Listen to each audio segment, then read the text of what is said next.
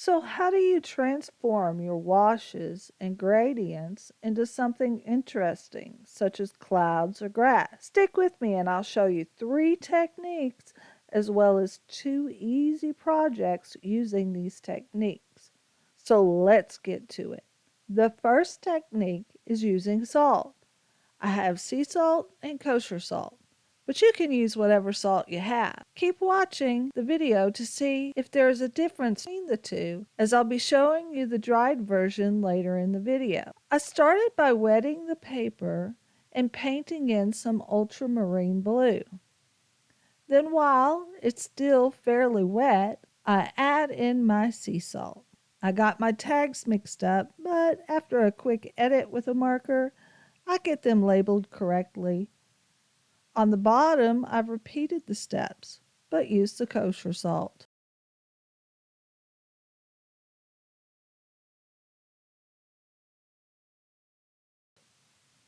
Using salt actually lifts the pigment and creates a nice grainy effect. So I often use it for ocean and beach scenes like this one.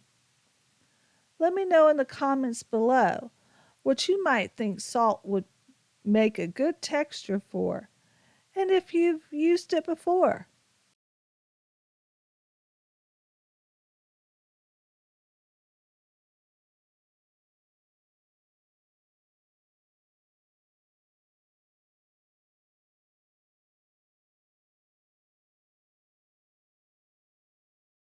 Okay, I want to show you a bit more about lifting by painting a sky with clouds. So I wet my surface and put some paint in. The first way to lift a cloud is with a dry brush.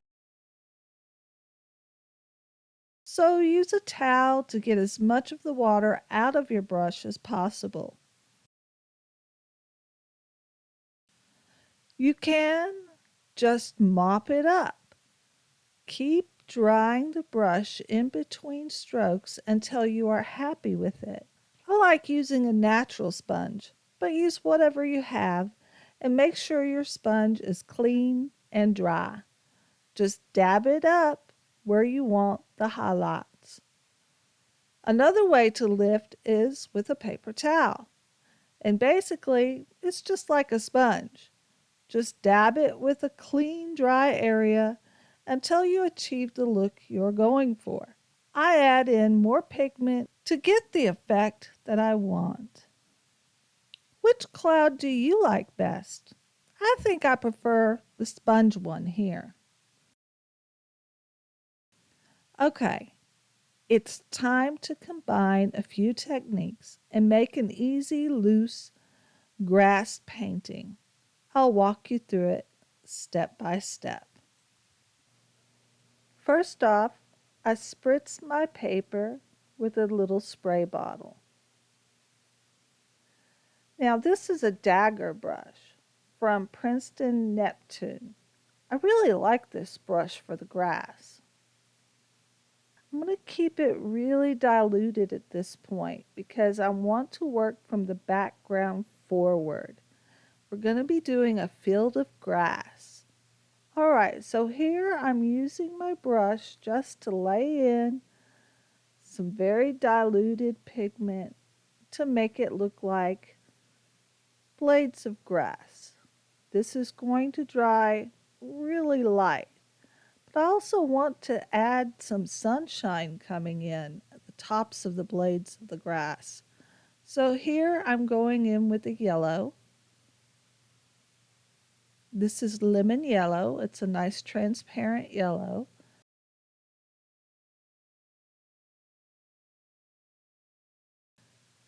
I'm going to lay the color down.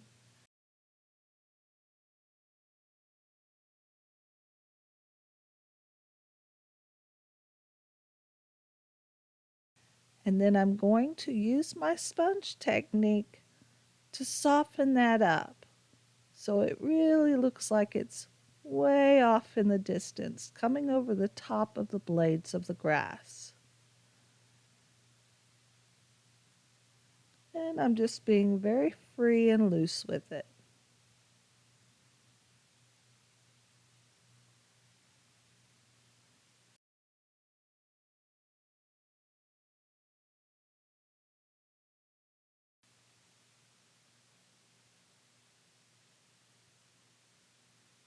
Now here I'm coming in with some splatters, and I've loaded up the brush and I'm just slinging it onto the canvas organically. This is very diluted and watered down, so it will dry very faintly. We will be adding more pigment and saturation as we work forward into the more foreground.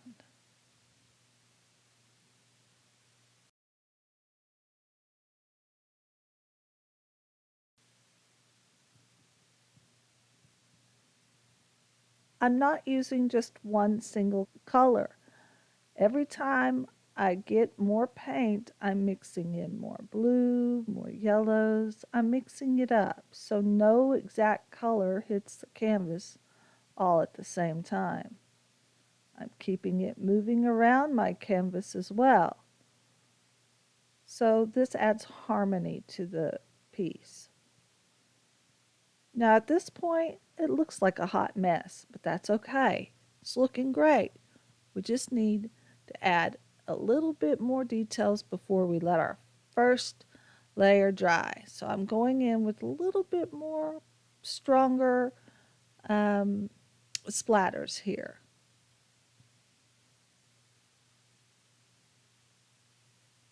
This technique comes in so handy when you're doing like a whole field of flowers. So many instances that I've used the splatter technique before. Okay.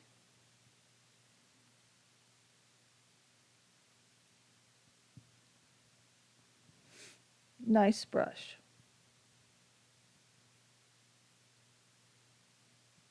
All my materials will be listed below through my Amazon affiliate links. All right, so now I've let the first layer dry, and now I'm coming in here with a much more saturated green and going to start adding the more finer details, which really I'm still just going with what feels right. A very intuitive painting. I don't want my blades of grass to look the same, so I'm trying to keep it mixed up.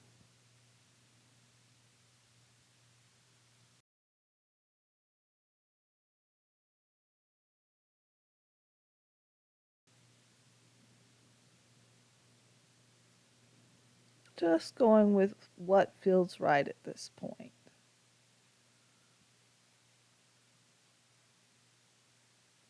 Just imagining what it would be like to be a bug in a jungle of grass.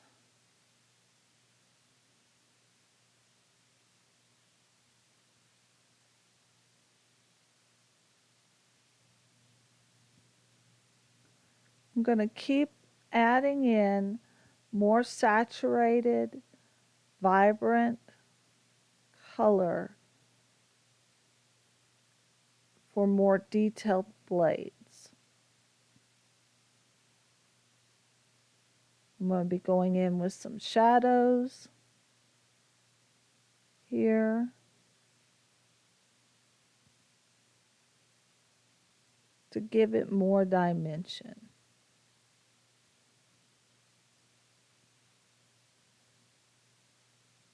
Coming in with more highlights.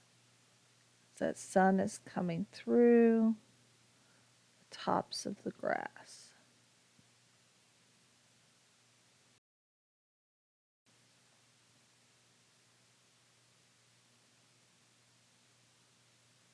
Keeping it very loose and free.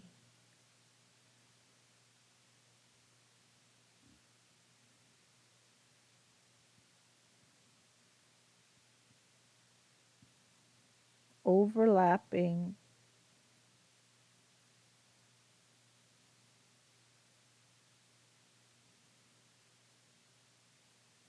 Now I'm going to try to do a little bit of lifting with it, keeping it dry, lifting out some of that pigment that's too saturated. Just trying to separate it out a little bit.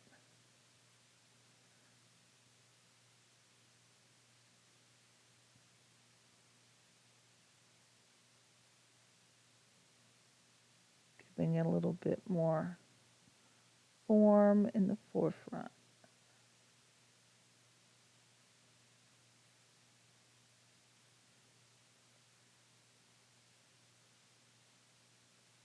Laying in some shadows.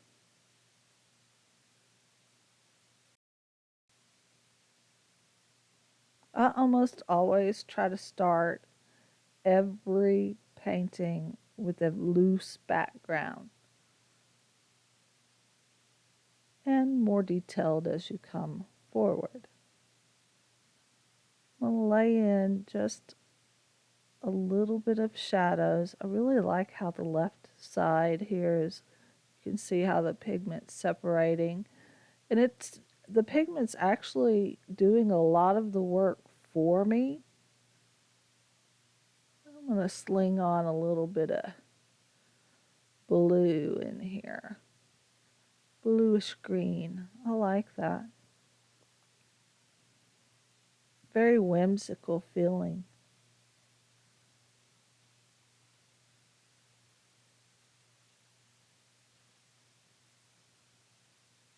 Laying in some shadows here.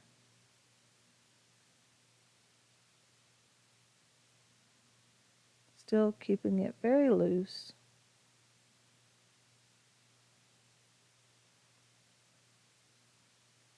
And at this point, I'm just kind of eyeing it where I feel like the shadows should be.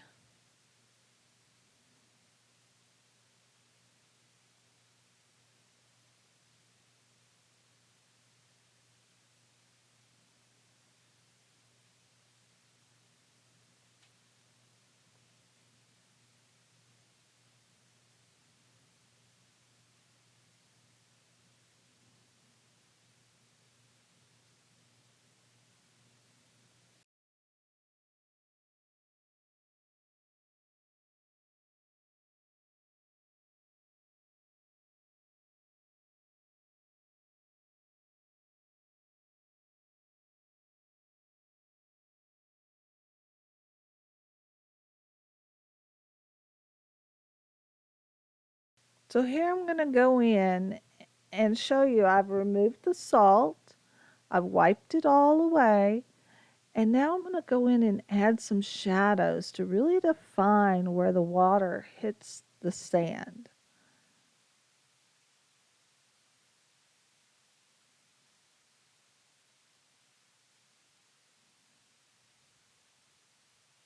So I'm going in with some Payne's Gray.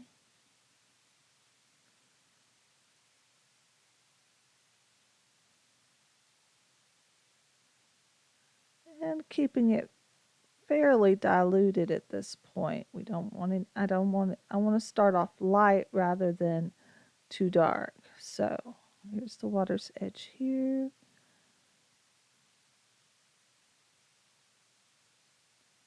Really just kind of using dots at this point to give me a sense of where the line,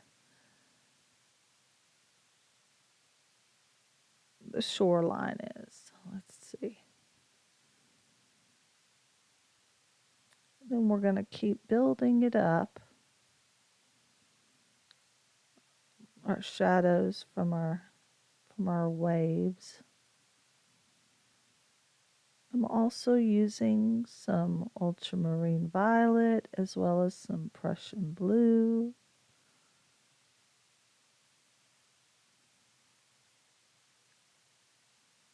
And very faint ones off in the distance.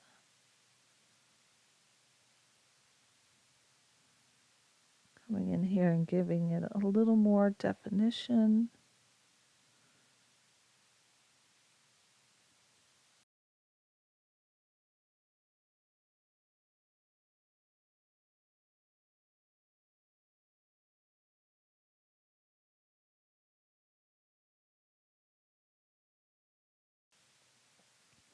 Okay, that about does it.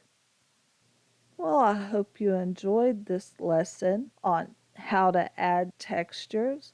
There are many ways to add textures, and I will be having more upcoming free tutorials on that, as well as many other things, including paint reviews. And I am looking forward to taking y'all along on my plein air adventures coming up soon. So I have a lot of really fun stuff coming up. So please, if you like this content, subscribe, leave me a comment down below, and I'll see you the next time. Thank you.